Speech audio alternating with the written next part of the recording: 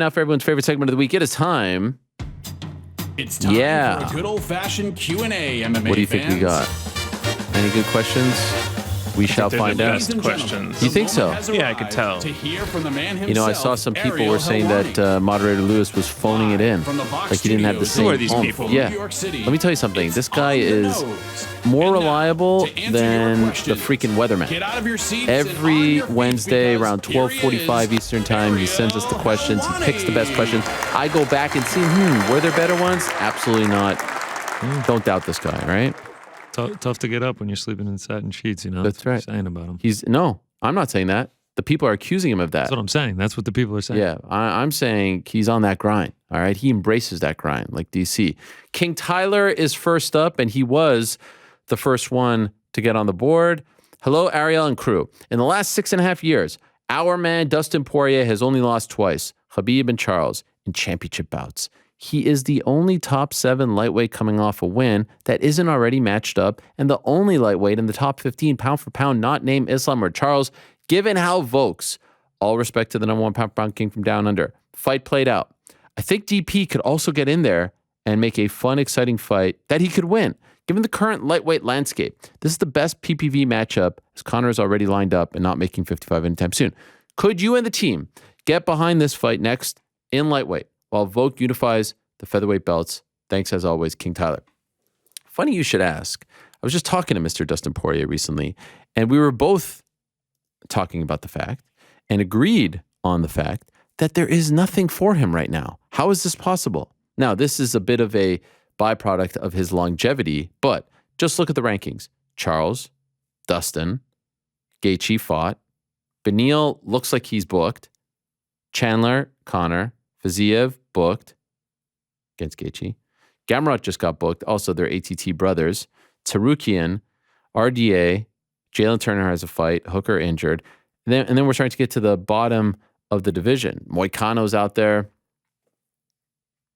Also ATT. By the way, Drew Dober is next. I'm told no truth to the rumor that he's fighting Paddy Pimblett. I saw something on Twitter about that. I asked Dober's team. They have not been approached about this. Could it happen? Sure. But as of right now, they weren't approached about it. So there's no obvious thing. 170, they're a little big.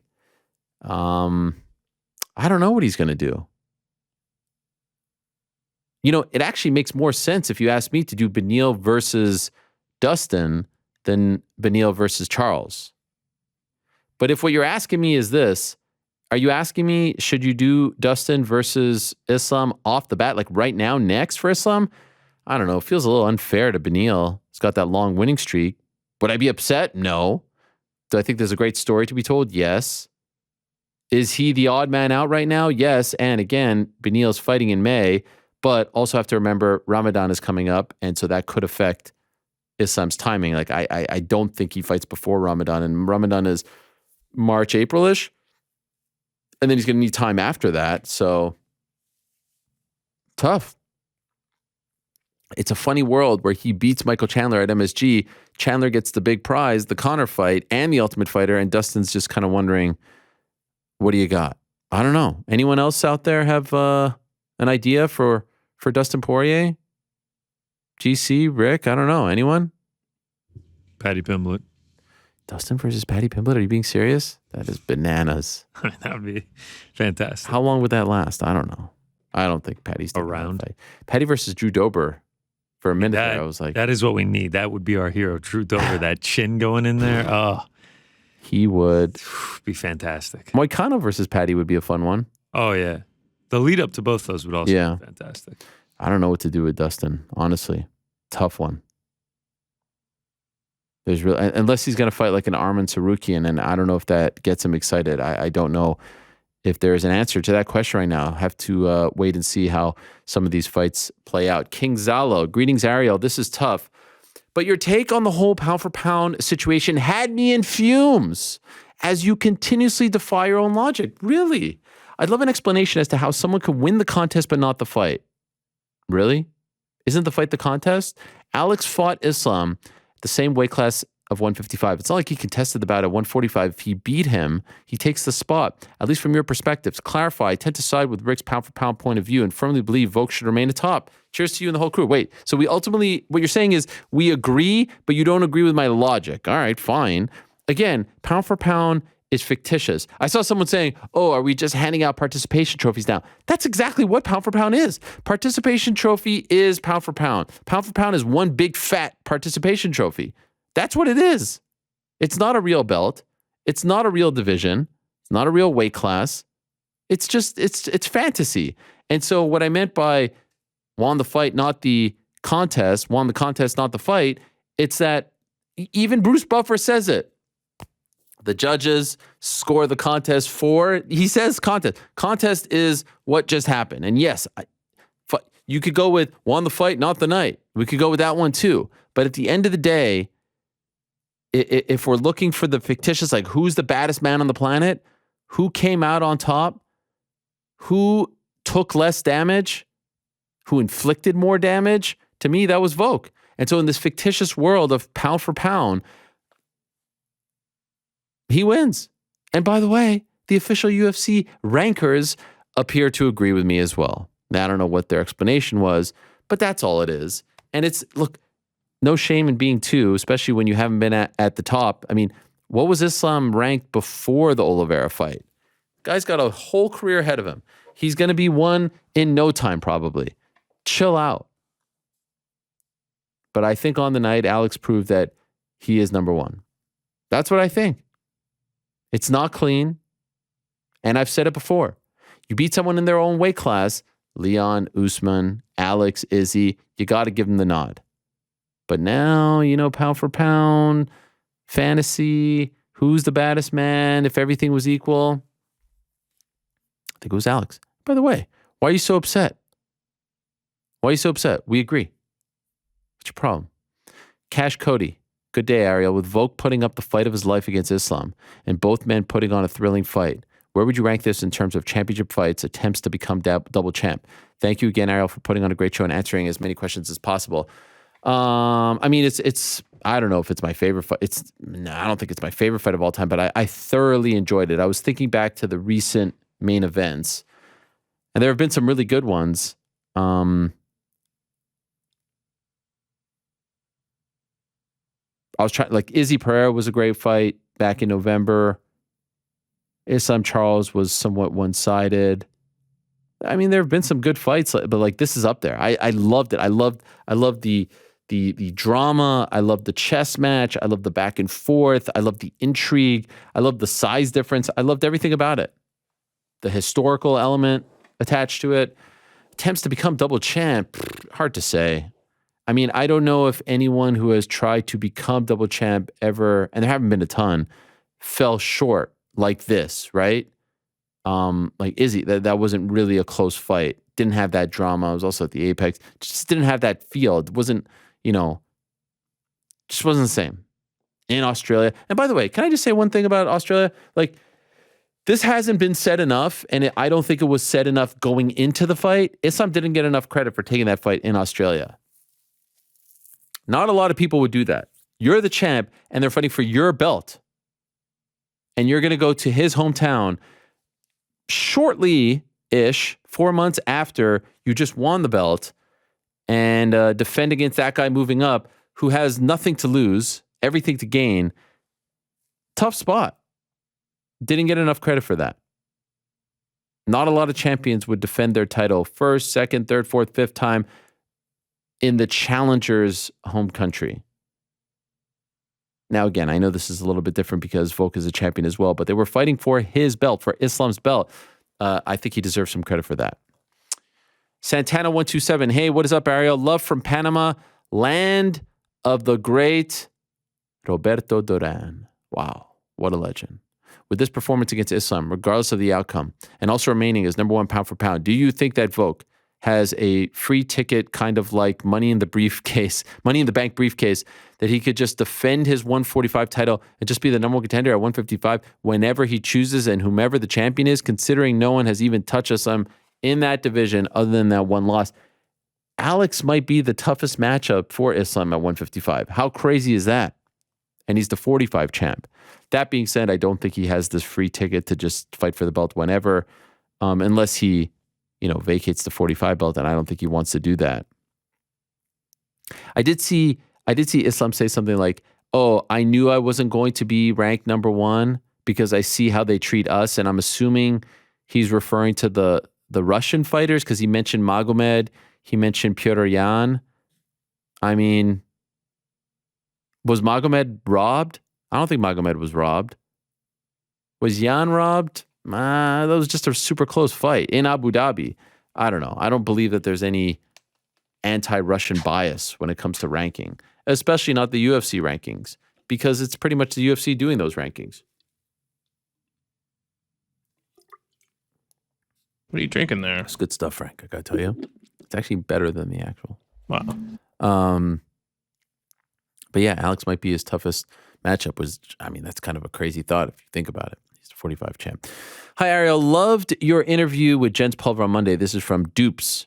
My question is, why is Sterling not considered higher on the pound-for-pound list? Many of the men's weight class champions have less title defenses than him, and he has wins over very high-level fighters like Sandhagen, TJ, and Piotr. Is it strictly the nature of some of his wins and injured TJ in a close decision to Dion? Thank you, Dupes. I can't answer for everyone. I'll tell you where I have him ranked, because I had to do this as well. Stand by. Here it is. I have him ranked 5th. Alex 1, Islam 2, Leon 3, Kamaru 4, Aljamain 5. Higher than Kamaru, I feel pretty good about that. Charles 6, Alex 7, Izzy 8. Remember he beat him, goes up. Brandon and Yuri. What'd you guys think of that? What do you think of those rankings, GC? You like them? You agree with them? Hate them? I don't know. You have Islam 1? Oh, man. What? I don't have an official rankings. I think I'm already exhausted on this topic. Oh, it's a great topic. Everywhere I go. It's everywhere. Has it ever been better than now? Never. When you're into basketball, it's Michael Jordan, LeBron. When you're in MMA, it's pound for pound rankings. That's a little different. That's a historical thing. This is a current thing. Both are hypothetical, your own opinion, 100%. Your own view. 1,000%. Can't ever get to an end of it. No one's going to change anyone's opinion. I couldn't agree more. It's so stupid to get worked up over this. Oh, and people... And they get worked up. Scroll on Twitter, man. People get worked up about it. But would you... I got Islam 1. Okay, fair. Totally fair. That's it's a totally fair, insane, ludicrous opinion. Would you have... So Aljo 5. Let's say you have Islam 1, Alex 2. Alex 2. Leon 3. You have Kamaru over Leon? This is where we're getting into. What? Yeah. But then you make that. Then I'm contradicting myself. Yes. Because Leon beat Usman. Listen, I need to give my official rankings and come prepared next time with them. This is. But Aljo 5, I think, is not bad. By the way, I don't think that's bad. It's an amazing time in the sport where so many of the pound for pound guys are actually fighting each other. Alex Islam, Alex Islam, Alex Pereira and Izzy. Who else we got? Charles and Islam. Some people might have Jamal Hill in that mix. I have Yuri in that mix. Some people do 15. I do 10. I feel like 10 is an appropriate number. I don't know. I think it's fun. Do you have Dustin Poirier in your top 10? Top 10 pound for pound right now? No. But I wouldn't hate. I have Yuri up there. I try to give the nod to the champ. And to me, as I've said, and I've gone very much in trouble for this, Yuri to me is still the light heavyweight champ. Yeah, you have gotten in trouble for that. The big question is, what happens if John Jones wins on March 4th? He's going to skyrocket. Does he skyrocket to 1? If he goes out there and finishes Cyril Gane, I think that's probably what's going to happen. Even though Cyril isn't the champion. Just the fact that he beats a heavyweight. But the top prospect in heavyweight. That's a crazy... I don't hate it. Considering where he left, and I don't think by the time he left, he was number 1 anymore, because for me, I think I might have had Khabib up there. Where's Usman if he comes back and beats Leon? Where's Leon if he beats Usman again? Where's Alex if he beats Izzy again? Flip it. This is just... It's pound for pound season. Everybody's loving it. By the way, no one talks about the women these days, but mine is Valentina Amanda, and you could flip those too. Zhang Wei Li, Chris Cyborg, Carlos Barza, Rose, Andrade, Juliana Pena, Tyler Santos, Mano Fiorot. There you go. Thanks. Thank you. You're welcome. My guy, Andrew Feldman, MMA. What's up, Ariel and crew? As you know, the pound-for-pound rankings came out and have Volk 1, Islam 2, Leon 3, Usman 4. Wow, that's exactly mine. Izzy 5, Pereira 6. Don't think that's fair to Aljo. Can you remember a time in which the top 6 pound-for-pound fighters are all coming off of matchups with one another? Yeah, it's true. But again, I don't agree with those. But close enough. In the pretty rare occurrence that Volk and Islam end up having an immediate rematch, then all 3 matchups will have had immediate rematches in 2023. If anything, what does this tell you about the current landscape of MMA? Which rematch would you be most excited for out of the 1 potential and 2 already booked matchups?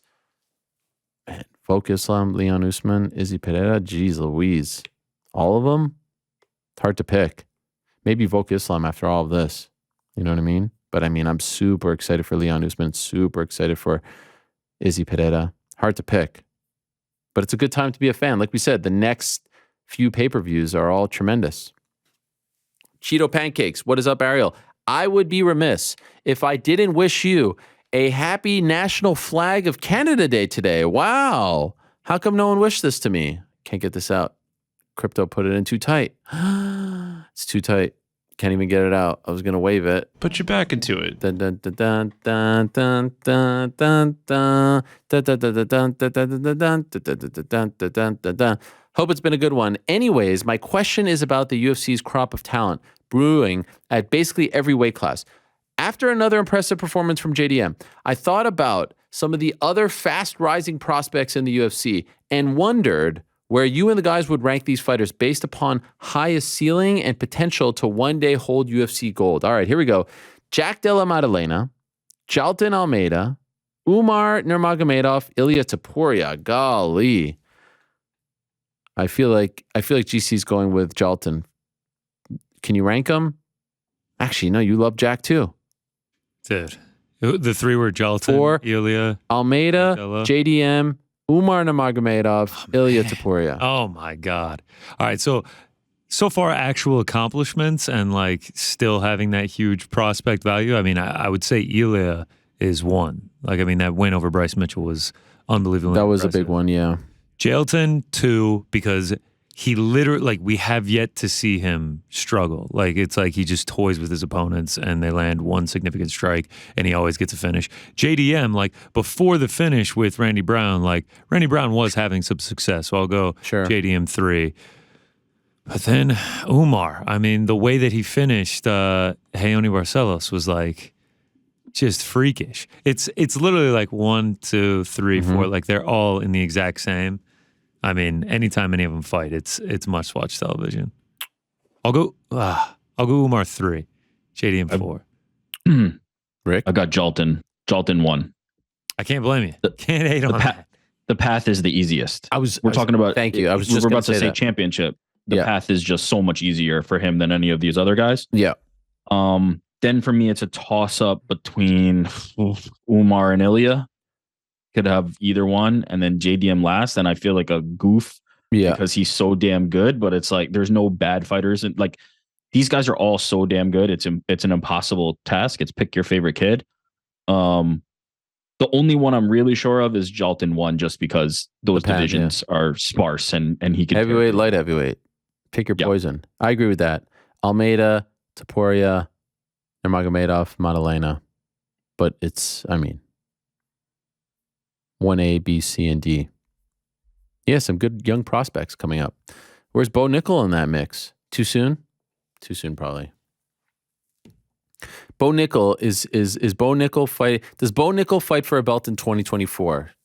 Yeah or nay? What do you guys say, Rick? 2024, I'll say yeah. You say yeah? Yeah. Wow. 2024. I mean, he could fight 4 times, 5 times before then. Sure. We just saw this with Alex. If they want it to happen, if there's a road to getting somebody into a title opportunity and that person can capitalize on it, and I think Bo Nickal can, then it's possible. So I would say yay.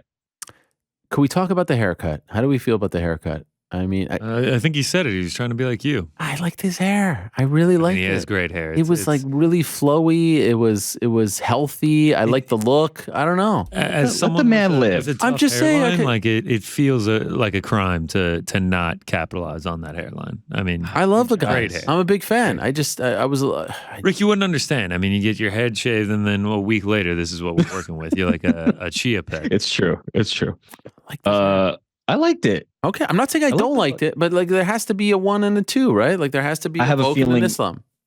I have a feeling he will choose different hairstyles. You know what I mean? Like I think maybe this for now, he goes back to growing it out. You know, These like grapplers love to Conor change their shaves the style. head every once in a while. Yeah, when he's champ, he'll have the hair out, and then we'll see the old highlights of the shaved head. Right. Oh man, this is early bonus. Yeah. Yeah. I like the hair. But I feel like these grapplers love to change their style. Gary Tonin changes. I mean, I've never seen a guy change. He's a different breed. He just looks like a completely different human being. Even Gordon Ryan. I was gonna say Gordon Ryan with the white.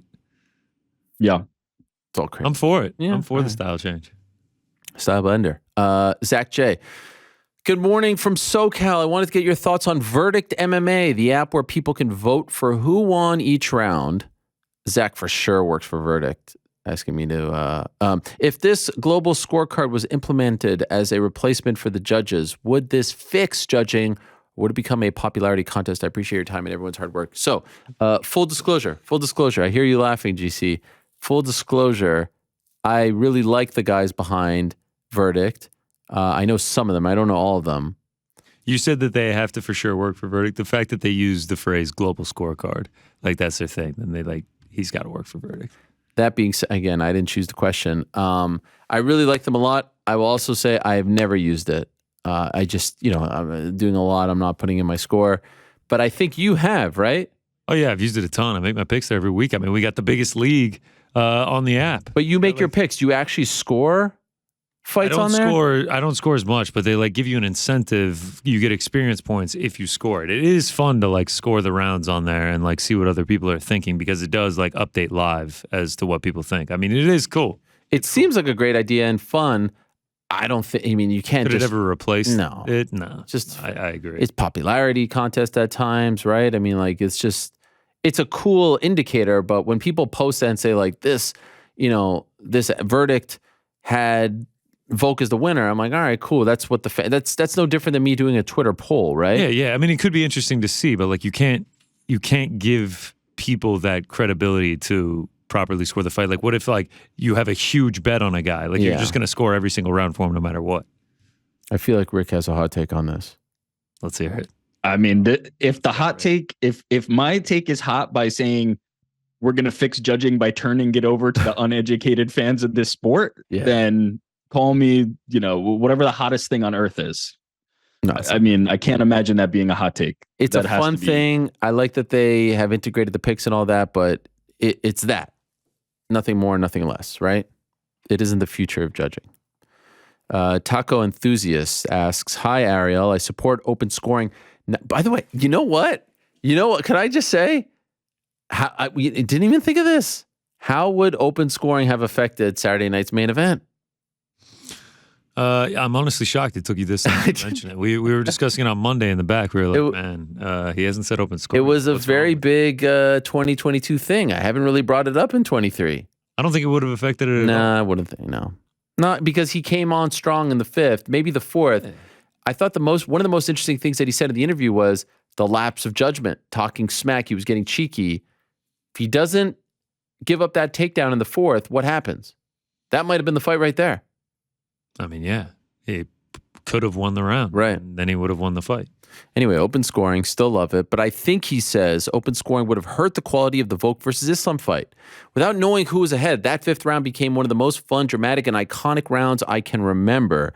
Picture open scoring, though. If Volk knew he had to get the finish in the 5th, and Islam knew he would coast to victory, would we have been robbed of the 5th round spectacle that we witnessed? Do you feel like open scoring would have negatively impacted the quality of the specific fight? No, I really don't. You can't get me to say anything negative about open scoring. I'm sorry. By the way, New York Rick's comments on the zero-sum game of post-fight reactions were spot on. Thanks for your wisdom, Rick. Again, the The babyface turn of 23 for New York Rick, something to behold. A lot of people have been saying you have the best takes lately. You're the most sensible one, the least emotional one. I know you don't like that. How many burners does this guy have? Yeah, I appreciate the vocal minority there because my mentions are a war zone still. So wow. Chris P. Happy Valentine's Day to the best show in sports. Wow, how about that? Very nice. Ariel, just wanted to make a comment about the cost of being a UFC fan. As someone who is way too anxious about buffering issues to ever risk missing a big moment, I buy 95% of all UFC pay-per-views. Occasionally, I will have a scheduling conflict that causes me to miss an event, but I don't let that happen often. I hear you constantly saying that asking a fan to shell out $75 is a big ask, and I appreciate you shedding light on the issue. Sometimes the price is warranted. Oftentimes, it is questionable. I'm sure many other viewers in my position would have yelled at their screen, phone, radio when they hear you bring up $75 price tag recently, because as of last month and UFC 283, the price is now $80. Wow. It's $80 now. I guess $79.99, which leads me to this question for the crew. $80 is a lot, man. Jeez Louise. That's like the price of an actual ticket to watch a sporting event live. Which leads me to this question for the crew. When you get together, are invited guests pitching in on the cost? Is it rude to ask? How much are we pitching in? What are the social norms to having guests over or being invited to an $80 pay-per-view gathering? All right, can I weigh in on this first? Please. If I'm inviting you to my house to watch the pay-per-view, I'm paying for it. Simple as that.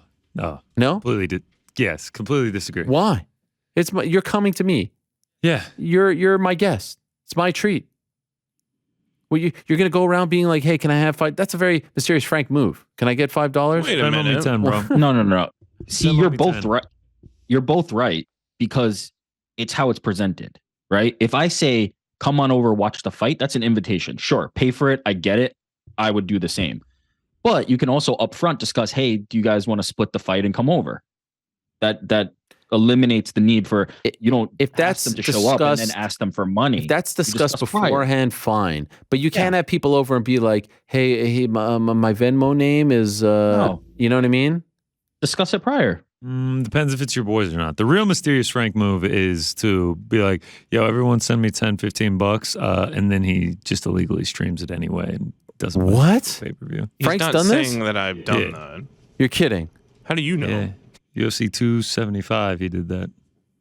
I just want to also point out that Conor has never charged me to watch a pay-per-view at his house. By the way, He the person told I me, like, he started to watch and he's like, where's your stream?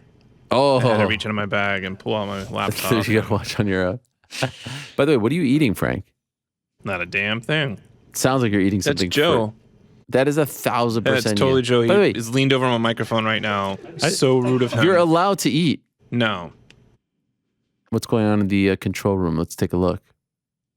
Oh, wow. Oh, there he Joe. is. Yeah. See, he's still chewing. Yeah. Any evidence? Look at him chewing. As this is Frank's doing all this, and his left hand is fully in a bag. Why can't you admit that you're eating something? We heard you going. I don't know what you're talking about. We have now it's questions to gone. get to. Yeah. All right. Fine. No, I don't ask people to pay. I think this is also circumstantial too, you know. By the way, do I owe anyone for the Royal Rumble thing, or do you guys owe me? Because I said I don't want. $7.50. I owe you $7.50, but I want. I don't know if it's you directly, but somebody owes me $7.50. I paid all my money. That's all. I don't know because I Yeah, want. you never like we had put your some money in the escrow pot. issues. Yes, but because So everybody who put their money in their pot came to me, but I was owed $87.50 on like a 80. Just saying. I mean, you're the one who brought this up. I wasn't gonna say anything. but I won as well. So why would I have to pay? You only won $17, right? I don't know. What did he win?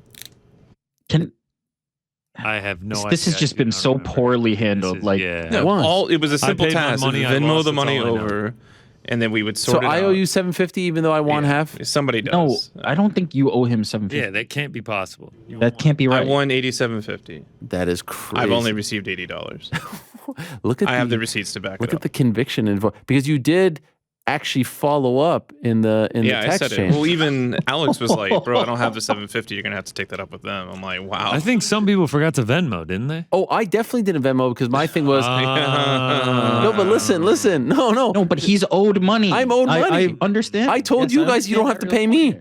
I mean, the agreement was, I won. Venmo beforehand. That's what would have sorted I'm the all one. this. Okay, fine. And then So we then get the pay me buzzer up. beater, the last minute Ariel's. So just pay like, me up. Oh, do we want to do most eliminations? I was trying to having the most eliminations. That's actually not true. I was trying to help you out because you were belly aching. Oh, I'm not gonna win. Belly aching. Oh, I'm not gonna He win. was right though. I was correct. right. I was trying to give you my incentive sentiments. to actually be more invested You were in it. trying to squeeze more juice out of us here. You were like, another 10 can't hurt anybody. I got C roads. Like I knew. I don't want to allege anything, but you're there. Alleged. You got a little Yep. insider. Wow. I feel I legit mean, we're seeing insulted. the men's Royal Rumble just getting started, and you're like, wow, Rhea Ripley wins the women's Royal Rumble. You're like, dude, you're 2 hours ahead of us. How did you know Oh my this? god. By the way, fuck you guys that. want to do most eliminations? Okay. This is what I get for being a good person. Now I want to get paid. How do I get paid? Wait, you have to wait in line. Oh. First, The I escrow. get paid. Then Wow. You got to talk to the escrow. There's got to be money in there for me. What happened to that money? Where did it You can go? get paid. You never even put your money down. Where did the money Just based go on that I was principle, you owed? should have done that. Oh, I was trying to be a good guy. Okay, Do so you sit in front of a slot machine and like, I'll put my quarters in after I win? I actually feel insulted. The amount of times that I've heard this slot machine metaphor. Wow. So, Like, this is like the 18th time Frank has said that. so I left the show that day thinking, man, I'm such a good guy. Like I didn't make them That's pay. the actual That's what you tragedy would do. here. That's Is what that you would you've do. Walking into your created such a car. problem and that you still think that you were the best. Man, I'm such a good guy. Wow. And in turn, you guys were all saying that I was being a cheapskate. That's what happened? Not cheapskate, just can't be bothered. Wow. Like 750 doesn't mean anything to you. All right, this is a lot to handle right now. Let's move on. Chad, greetings, Ariel. The Islam Volk fight this Saturday was one of the best high-stakes technical displays I can remember over the last 10 years or so. I came away even more impressed with Volk than I was leading up to the fight. Islam showed heart as well as the ability to fight through championship adversity as well. Can you remember all throughout MMA history about with such unbelievably high stakes and historical ramifications where the loser came out with even higher stock than they went into the fight with? I believe Volk's name resonates even more after Saturday night. Yeah, I agree. There's definitely been times where the loser's stock went up, though. I think Gustafson's stock went up big time in the loss to John Jones at UFC 165. Like I said, Johnny Hendricks' stock went up big time after the loss to George St. Pierre at UFC 167. Those are two that come to mind. Sure, there are others. Heavyweight, light heavyweight, middleweight, welter. I'm trying to think, but there's two. So yeah, it has happened. Doesn't happen often, but this one's definitely up there. Will P, happy belated Valentine's Day to the entire crew, as well as my guy, moderator Lewis. Shout out. Following Volk's incredible performance Saturday, I wanted to ask a big picture question about his legacy up against the other three undisputed featherweight champs, Aldo, Conor, Max. All future Hall of Famers, without a doubt, all with unique dominant stretches in the division. I was curious how you would rank them at this point. I think it sparks an interesting discussion on what you value most in a title reign. Length, strength of opponent, head-to-head. Also was interested to hear, despite Conor never defending the belt, how much weight you put on him being the only of the four to successfully, at this point, capture title in another weight class. Thanks, as always.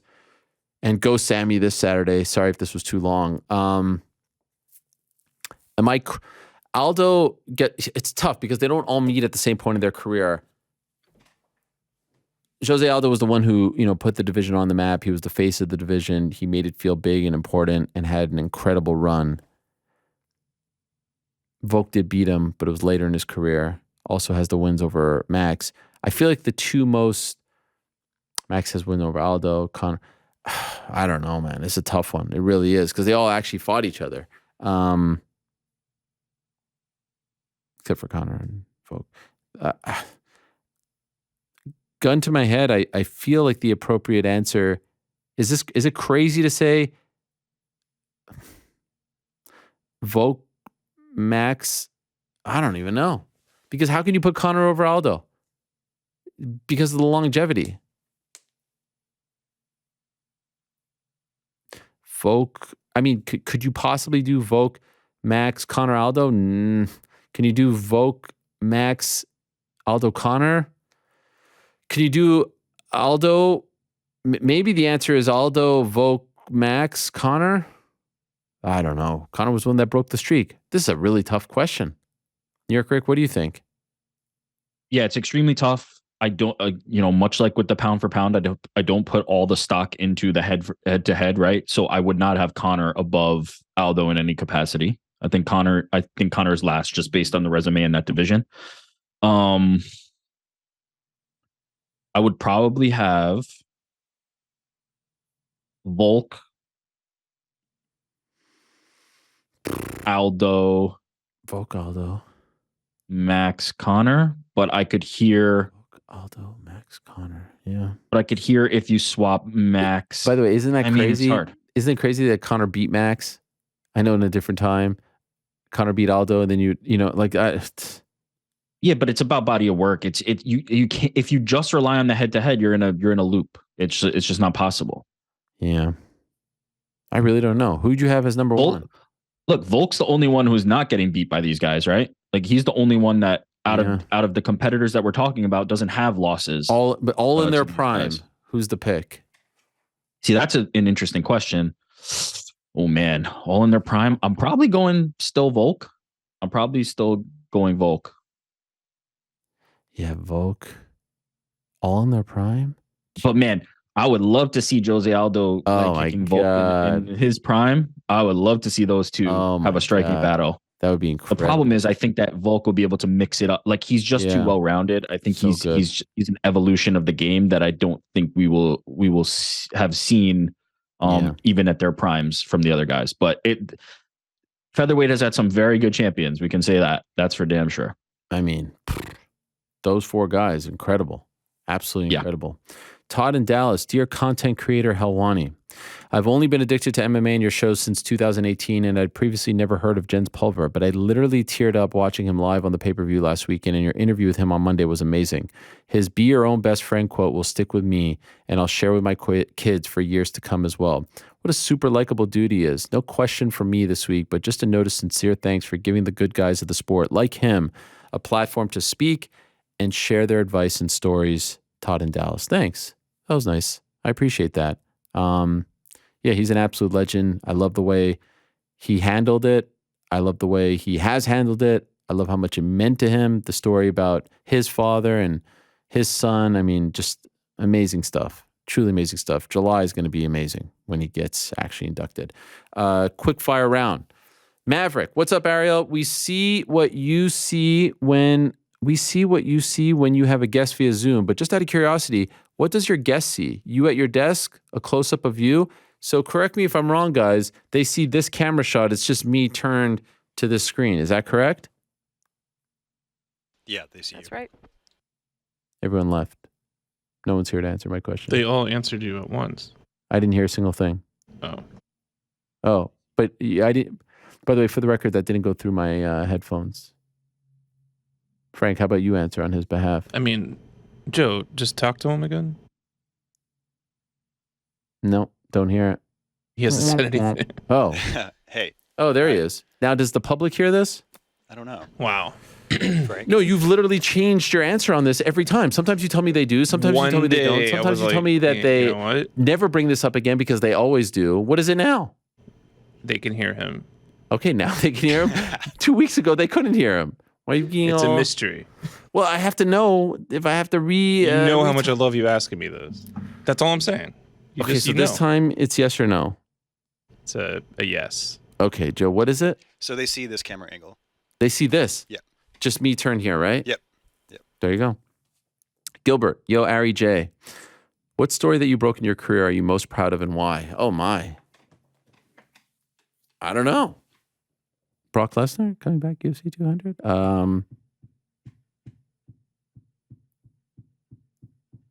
You know, it was a big one. The trade, the DJ Askren trade, that was a big one because it was so weird. GSP coming back was big. I don't know. I mean, there have been some fun ones. I feel like my mind is going to mush and I can't remember them all, but those are some big ones. The Conor Nate rematch. Alex Weber, A-Dub. By the way, is it just my headphones or am I peaking a lot, Frank?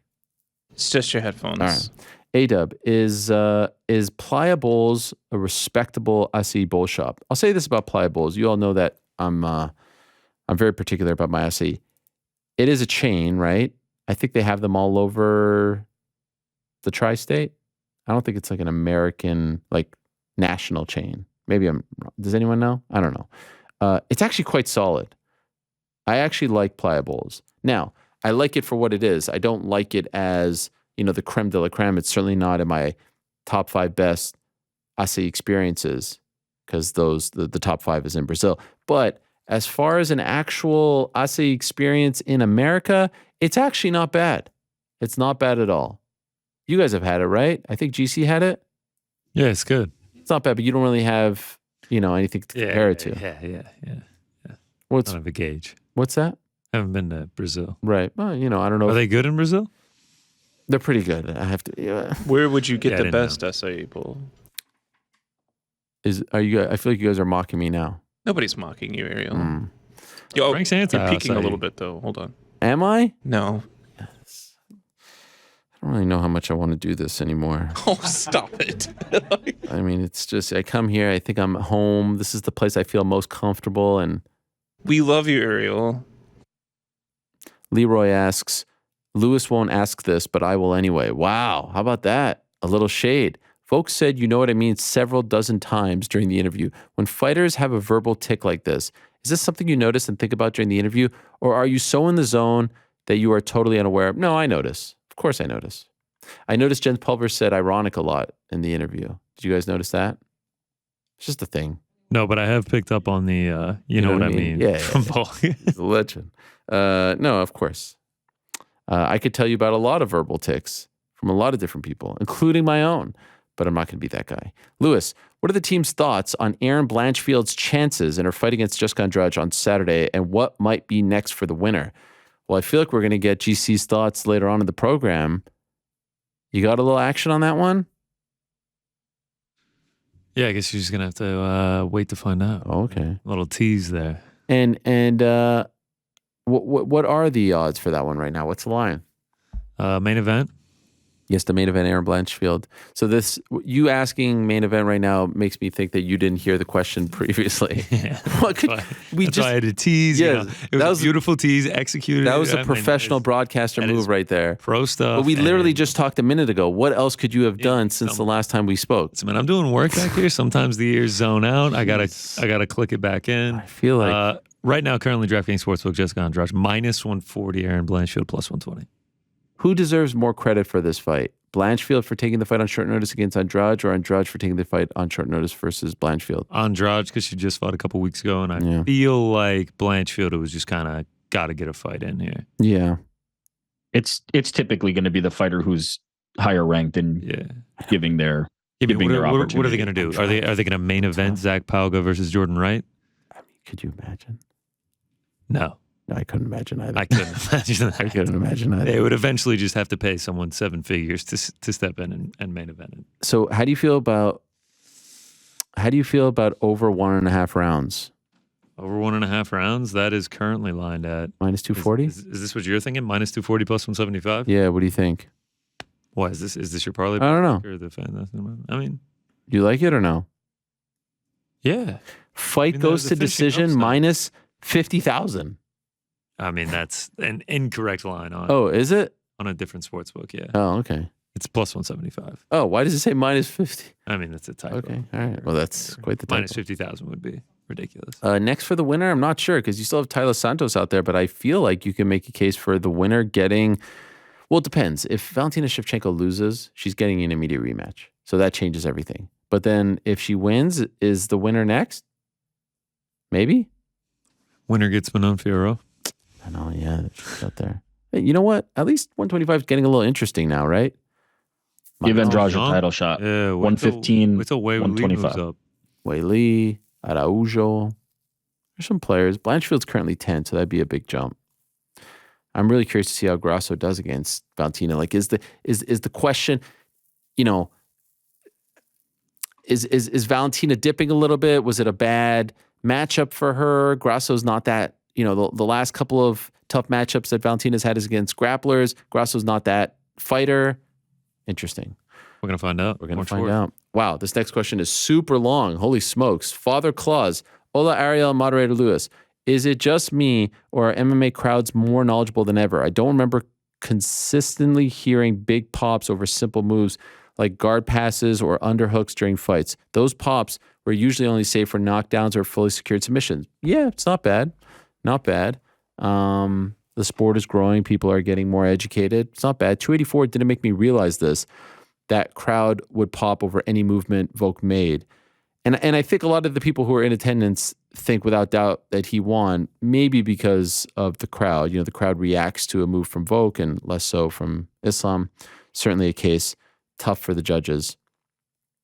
It was rewatching Izzy and Alex. The crowd was popping over some pretty average leg kicks in the first round because they were knowledgeable over how important they were in this matchup. I feel like these pops add a lot to fights and make stories of the fight stand out even more. What do you think? Yeah, that's why I hate the freaking Apex. That's why it kills me. It kills my soul. It kills my soul when they put these cards at the Apex. I can't tell you. I always thought that the uniforms would be like the number one thing that kills my soul. And then I found the Apex fights. Kills my soul. Kills my soul. And this is one of the many reasons why. By the way, like Volk walking out to land down under, everyone's going nuts. By the way, on the night of 281, I thought you were crazy to say it was an early stoppage. So much, you lost 0.9% of credibility in my eyes. But, Frank, breaking news. After rewatching months later, I not only agree, but I think it was the worst stoppage in UFC title fight history. This is legit. I'm reading this right now, guys. I think we were all caught up in the story of Alex's deadly power and how they were their second kickboxing match ended so much that it blinded us to reality. The mere fact that Izzy even let Alex hurt him again in a final round had us already so hyped we weren't even thinking straight. Clearly, Goddard let that sway him as well. After some of the fights he let continue since. Izzy was fully aware of where he was and his body didn't go fully limp off the drop, just lost his balance, right as always knows. And could I tell you, I mean, the island that I had to stand on with that take was probably this big. Would you say it was this big? I mean, no one had the courage. Izzy didn't even have the courage. But I maintain early stoppage. We'll ask Eugene about this. We haven't talked to him since the fight. No soup for you. Hi, Ariel. A wholesome question this time. How is Mama Nose keeping? Hope she is well. What a legend. Have a good one, lads. Hope to see you for a pint in Dublin for Katie. No soup for you. Wow. How about no soup for you asking about my lovely mother? That is very, very kind. She is doing great. Thank you for asking. My father as well. I look forward to seeing them at the wedding in a couple of weeks. That will be fantastic. In fact, my family hasn't been together in the same spot, in the same room since 2018. Could you believe that? My siblings and I, everyone haven't been together in the same room with my parents since 2018. So that is a crazy thing. We've all come and gone, different, someone's missing. So that's pretty wild. I mean, GC's out here, lamenting the fact that we have this big occasion and, I'm getting emotional over it. That's just the difference, That's how these things go. In any event, Mama Nose is doing great. She used to be a fixture on this program. She won. This was a crazy thing that we did. It was her versus New York Rick in a series of bets. And to New York Rick's credit, mensch that he is, fair to say, never felt fully comfortable with the arrangement, right? I feel like you didn't really want to beat my mother, but you went through with it. Yes, that's correct. But also, I mean, Mama knows. So she knows her stuff. Still watches every show, still watches every show.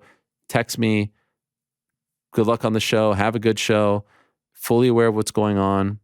Been to a few events. Went to UFC on Fox 3 at East Rutherford. Went to Condit GSP. Went to Diaz GSP in Montreal. So yeah. She's an OG. She's the OG. She's been there. She's been here. So thank you for asking. That's really, really kind of you, and I appreciate it. And unfortunately, don't get to see my parents as much as I would like to, but we talk a lot. FaceTime, all those things, and God willing, see each other in a couple weeks. Andrew, from Jens Pulver to Dusty Rhodes, all the talk about great dads. What's it mean to you to be a great dad, and how good does being a dad feel? Wow. Now we're getting deep here, guys. Being a dad is the best. It's, it has changed my life. What I tell people who are about to become a dad or on the fence, being a dad has given me such great balance, such great perspective. It has given me a reason to live. It has given me, something to live for. It has given me a reason to be motivated. It has given me a reason to work hard. All those things that you hear. But for me, it was really the balance, because I am way too intense about work, and I will think about it and obsess over it 24/7. But when you have a child, especially a young child, a baby, like, you can't do that. You can't be on your phone all the time. You can't be thinking about it all the time. You gotta be present. And trust me, sometimes I don't do a good enough job of that. But there's nothing like seeing, especially now your kids grow up, especially now seeing them, develop their own personalities, their own interests, getting into things like the soccer thing is the perfect example. My kids are so into soccer. They came home from school yesterday and right away wanted to watch Bayern Munich versus PSG in the Champions League, and it's amazing. So how could I not get into it? Because they're into it. And I'll let you guys in on a little secret. Tomorrow is my son Walter's birthday, his 9th birthday, and he's a big Forest fan as well. He's very much like me. We are very, very, very much like. I see a lot of myself in him and his personality. Some of the not so good things, anxious, worrier, but then some of the good things as well. And so my friends at Nottingham Forest, I was talking to them. Actually did an interview with Brennan Johnson yesterday, the forward, number 20, 21-year-old phenom. That'll be up soon on the YouTube channel. They surprised me and sent me a collection of videos from some of the players on the team, including Jesse Lingard and Brennan Johnson, wishing my son a happy birthday. He's going to freak. He's going to freak tomorrow when I show him this, because he knows all the players and watches with me, and I just can't wait to share that with him. So yeah, those moments are great. We're going to see the Harlem Globetrotters tomorrow night. I'm looking forward to that. I haven't been to the Harlem Globetrotters in forever. It's just amazing to be there and to be their dad. Having a daughter has been amazing. The difference between her and her brothers, the difference in personalities and what they're interested in and what they take from my wife and I, like, all of it is just great. And my daughter is still at the point where she gets super, super sad when we leave, and we don't leave often. But like last night we went out for dinner for Valentine's and she cried. And there's a part of me that feels bad about that, but there's also a part of me that it makes me feel good that she's still so attached. She's only 6, attached to us, because at some point she's going to want nothing to do with us probably. That's what I hear. I hope that's not the case. So I just try to cherish these moments. And it's really the reason why I turn down a lot of things that involve traveling. I don't want to miss soccer, events, school things, practices, games, weekends, Friday night dinners. Like, I don't want to miss that stuff. So I say yes to some, say no to a lot because of that. So yeah, it's the greatest accomplishment. It's the greatest time. There's life before being a dad and there's life after, and after has been infinitely better than before. Can it be frustrating? Can it be tiring? Can it be all these things? Absolutely, just like anything that's great in life. But it is infinitely better post being a dad as opposed to pre being a dad. Just the best. And now that they're getting older and you can share things with them, the absolute best. Try the açaí. Howdy, Ariel. While the IV claims are purely speculation at this point, what consequences outside of an Islam suspension do you see happening for the divisions, the Dagestanis, and the UFC as a whole? I think it gives more credibility that Volk brought it up when he usually doesn't make excuses. Thanks. Yeah, he brought it up before Hooker, as we noted on Monday. I don't know, man. Now there's this thing that I saw John Morgan tweeted that they amended it in 2019. Who knows? I feel like they change the rules all the time. I don't know what to believe anymore. Honestly, I don't even know. Who brought this up? Oh, I was doing an interview with the great JD Bunkus on Monday night about this. Who's to say that people aren't using IVs every week? You know what I mean? There's no real way to test for this. Who's gone caught other than, word of mouth? I don't know. Can you test for that? Who the hell knows? And again, there's a part of me that feels like IVs should be legal. Now, if it's to flush illegal things out of your system, yeah, that's a problem. If it's to just rehydrate after a grueling weight cut, why should it be illegal? My guess is nothing happens. That's my guess right now without knowing too much. We'll see. Maybe the biggest thing that happens as a result is that they say, all right, let's do it again. But I don't know. Sometimes they are victims of the moment and they say, let's do it again, even though, sometimes they have ordered immediate rematches when they didn't really, need to, when it wasn't warranted. So we'll see. No real word. Dana White hasn't done any interviews. He wasn't even there on Saturday. Who knows? Maybe he didn't watch the fight. Hey, Ariel, Conor from Canada. What would a Sami Zayn win in Montreal mean for you in the city? You've mentioned how much the pro wrestling scene has grown in Montreal, and I'm just wondering what that looks like to you. Thanks, as always. Oh, thank you so much for asking me about this. I mean, can I just say, this is beautiful stuff. This is absolute beautiful stuff for many reasons. And this isn't about me. This is about him. He's had an incredible career, and he is from Montreal. He started his career in Montreal, and now he's getting this great moment in Montreal. It's a beautiful thing.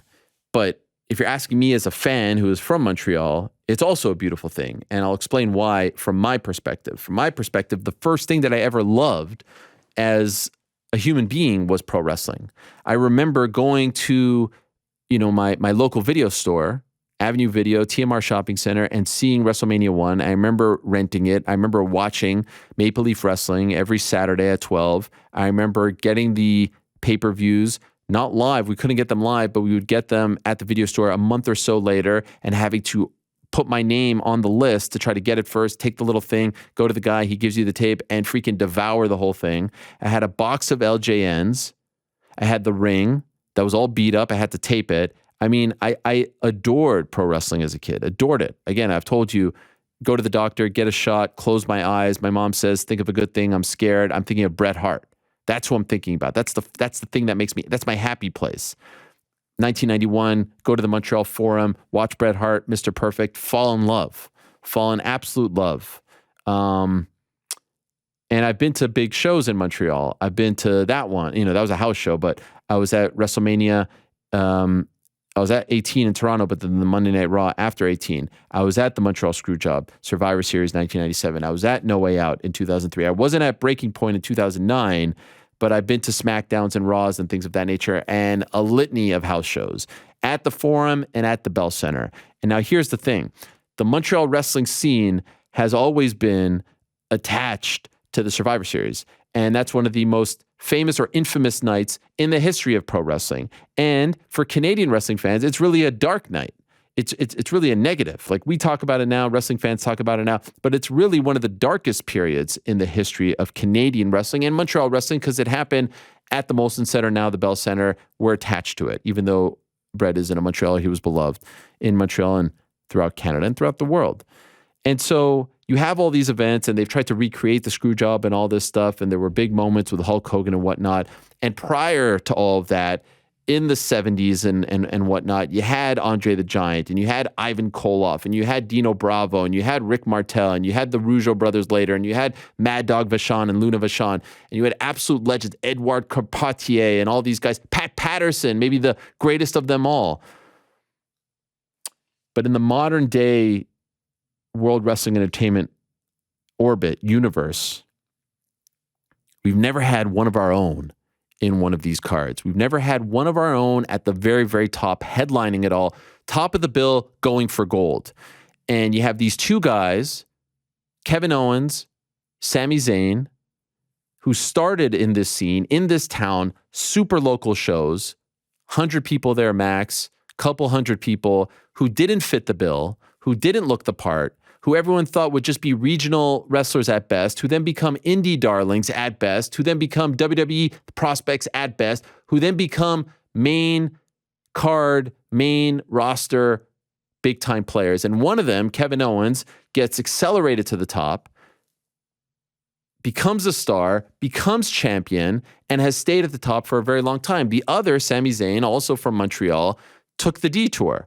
Was a bit of a sideshow, was a bit of a darling, was, a mid-carder, was a comedy act, was the guy going up against Johnny Knoxville, but was never viewed as that main event player.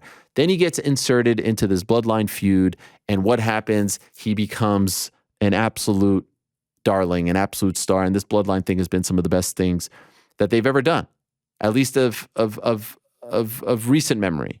And then what happens? You know, the turn, Royal Rumble, and oh, look, there's an event in Montreal right before WrestleMania.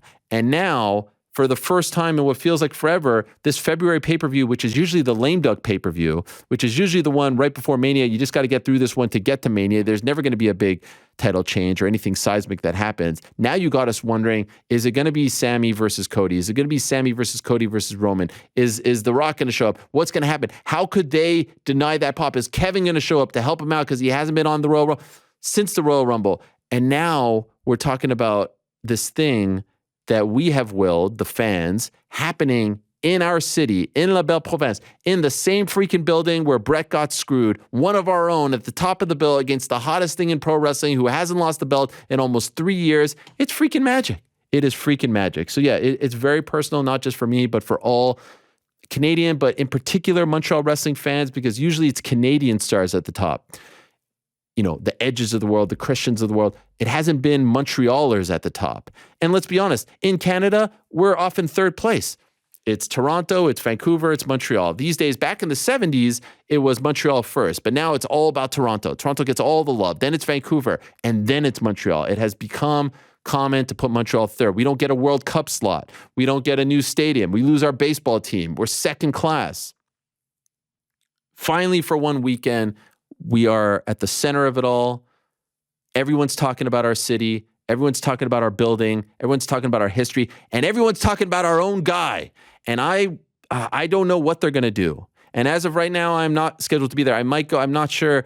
It's a little complicated. But golly, do I want to be there? Do I want to feel that for the kid that was there at Montreal Forum back in the day, for every wrestling fan in Montreal, some of the best fans in the freaking world. And I would put them pound for pound with anyone in the world at that building to see one of our own who was celebrated yesterday at the Bell Center at the Canadiens game get that opportunity. And I know that you got to do Roman versus Cody. I know you got to do Roman versus Cody. I get it. But how do you deny us of this moment? This would go down as one of the greatest moments in the history of pro wrestling. The pop on Saturday, if he wins, I'm getting chills right now just talking about it. It would be unlike anything. It would be Foley and Worcester times 10. How do you deny us of that moment after everything we have been through?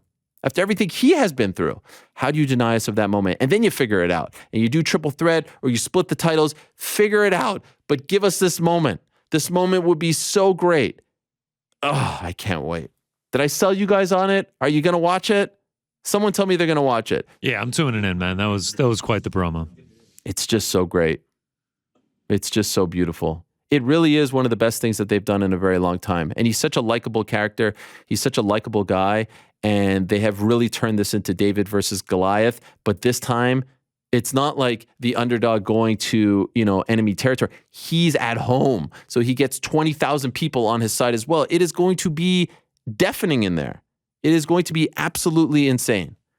If that title changes hands, it's going to be one of the greatest scenes that pro wrestling has ever seen. Trust me on this. I have been in that building when a big moment happens. I've been there for Canadiens games. I used to have season tickets, mini season tickets. I've been there. I was there in 93. I saw that team. This will be bigger than all of that. They're different. They're just a different breed. And the way they built him up as the underdog, and now he's out on his own in front of his people. Oh my God. And the history of, like, people have been to Montreal UFC events. UFC 83 was nuts. UFC 124 was, like, you couldn't hear a thing in there. Like, you think Australia was loud? Montreal's different.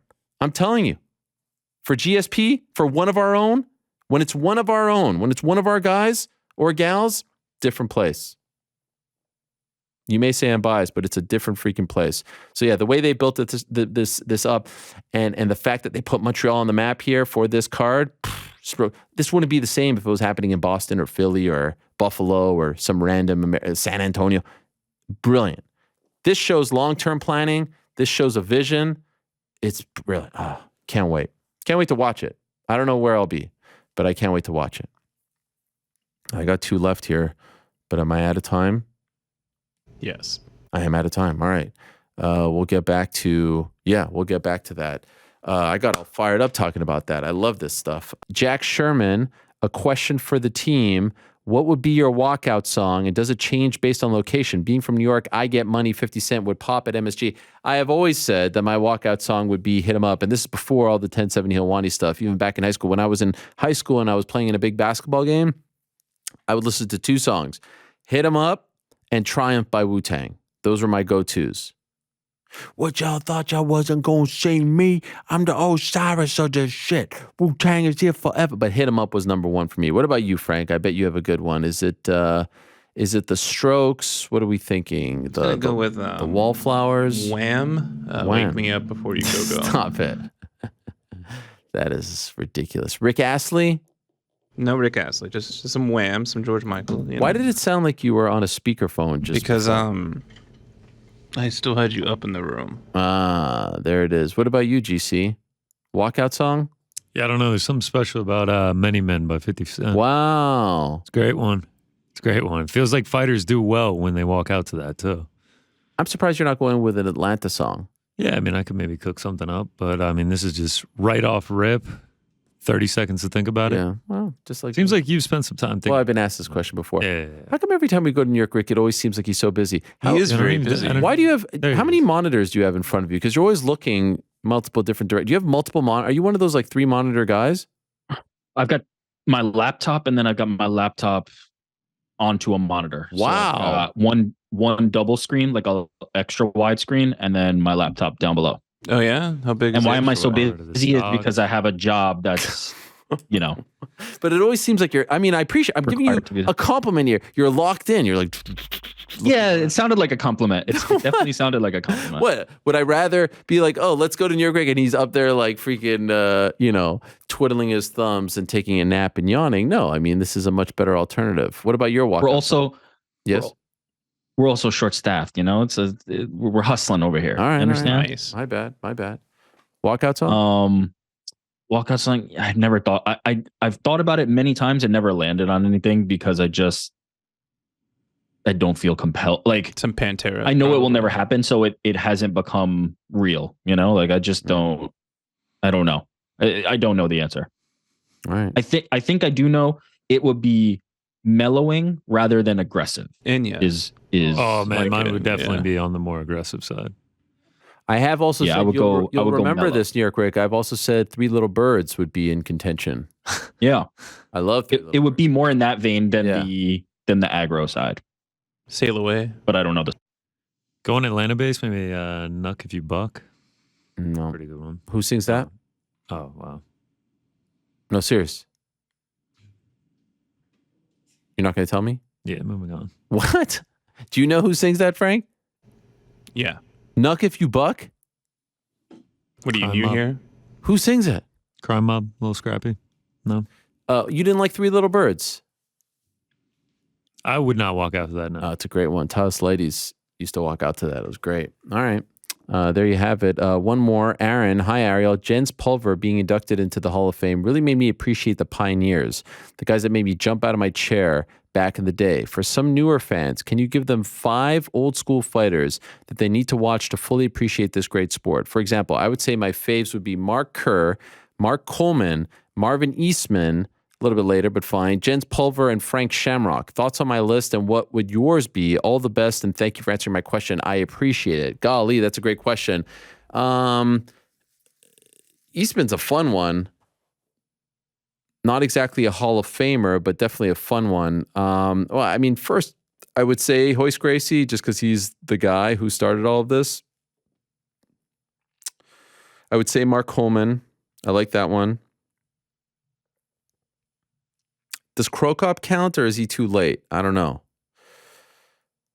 If Krokop counts, yes?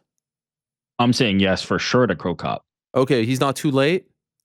Like, are we? I don't think so, because I think I almost think we're so far removed from that is. Yeah. I love Krokop. Like freaking terrifying. I think you have to. I love that. Loved Krokop. Randleman was nuts. He was incredible. Baroni was fun too. Thinking of all the Hammer House guys. I don't know what I'm at here. Kazushi Sakuraba was insane. I mean, what a spectacle it was when he fought. The beatings he took, the comebacks, the wins, all that stuff, the scene. I think that's 5. I'm trying to think of some of the older guys. I mean, early Randy Couture was really special. Maurice Smith was pretty damn cool back in the day. Don Fry, another one, incredible. Dan Severn maybe wasn't the most like flashy fighter, but definitely an early pioneer. Frank Shamrock was incredible. Bas Rutten, incredible. So those are some that come to mind. Any that I missed, New York Rick? I mean, it really just depends on where the time cutoff is, right? Because I even feel like the era of guys like BJ Penn, by the way. BJ Penn, is you're right. Yeah, right. Like so far removed from the current fan base, like they would need to know about these guys and Matt Hughes and early. You know, there's so many. Yeah, there's so many guys. The one that I think you have to absolutely have is the one you hit. Like you have to have Hoist. If you don't know about Hoist, if you're not familiar with what the early UFC looked like through the lens of Hoist Gracie, then that's the most important fundamental place to start, in my opinion, and then you can kind of go from there. But there's just so many names. And to your point that you've made many, many times, it'd be nice for some institution to kind of be collecting this and figuring out a way to tell this story. Yeah. Again, international, independent Hall of Fame. Where would you put the Hall of Fame? Would you put it in Denver? Vegas. No, okay, Vegas. Because it's the fight capital of the world. You can get people there just anytime. But it's so the like the Football Hall of Fame is in Canton. The baseball is always in like this remote, random. The sport place. is not born in Denver. Well, I mean, where was now? it born? Where is the sport born? Is a hard question. I mean, it kind of was born in Denver. No, I suppose. I mean, it's more. I would make the distinction that the UFC is born in Denver, but it's sure. I mean, yeah, you're right. It would feel a little random. It's tricky. It would feel a little random. Denver isn't really. I think you can get around that by doing Vegas. If we're doing US, right? Because you could argue Brazil, you could argue Japan. I think those would be great places to have it. If we're thinking US based, I think Vegas is just the cumulative number of fights that have happened there is so significant that's probably where I'd put it. Can I throw out another suggestion? What about New Jersey? Yeah. Early days, New Jersey was the hub. What about Atlantic it's City? Not bad. Atlantic City. Yeah. Could you imagine? But the problem is it's such a depressed area now I know. Like you have to actually think of the fiscal impact. You have to think about can you get people to actually go to it? And I don't think if it was in Atlantic City, it'd be too. Although, I mean, people go to Cooperstown, they go to Canastota, they go to Canton. Yeah, you're right. They make the pilgrimage specifically for that. By the way, when's the last time you've been to AC? It's been a bit, man. Yeah. I'm sure it was for a fight. It was some kind of maybe like PFL's like championship a while ago. I have no idea. I've been there, I think, once, maybe twice max. Pretty depressing place. I went there for the Jim Miller, Donald Cerrone. Wait, in your life only? Yeah. I have no reason to. Oh, wow. Because you've been on the East Coast. Yeah, I figured you would have had more reps there. You remember that fight? It was at the Oasis. Was it called the Oasis? At the time, it was called Revel. The Revel, yes. I think it's called the Oasis now, right? That's correct. Or Ocean Club now. They've changed like 1,000 times. It was actually really nice, but it was kind of beautiful. And I was there in June. I can't imagine what it's like in February. Yeah, their problem wasn't that they didn't do a nice enough casino. Very nice place. Very, very nice. Have you been there, GC? No, never been. I feel like you would like it, given your affinity for.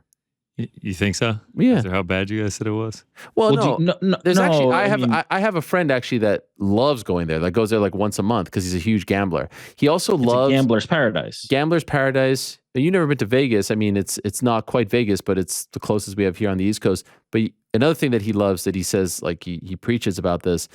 He says that AC is the spot where every big comic either starts their tour or ends their tour.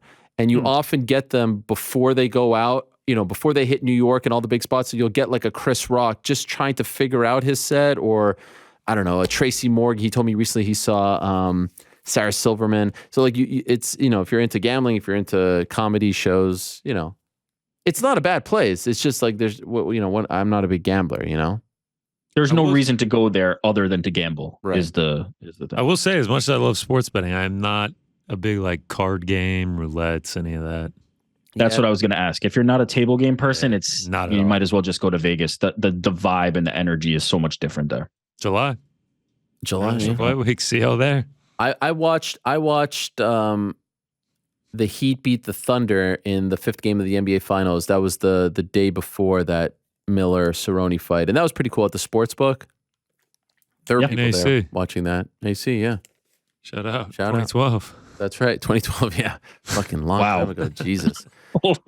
Isn't that crazy? Holy shit. That was 11 years ago? My God. I just graduated high school. Oh, my God. That is crazy. Golly. All right. I mean, GC, how many times have you probably gone to like Mohegan and Foxwoods and those places? Yeah.